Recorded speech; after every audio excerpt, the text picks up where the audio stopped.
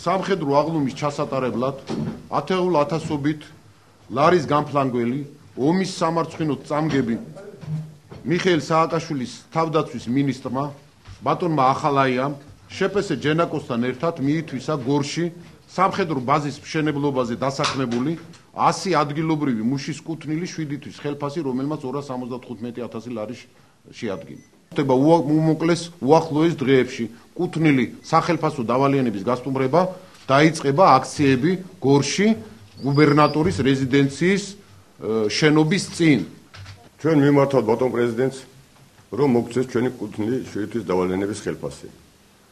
რის გამო ჩვენ არაერთხელ შევაწუხეთ კანცელარიაშიც, მერიაშიც, თავდაცვის სამინისტროშიც, მაგრამ პასუხი არავითარ არ ყოფილა.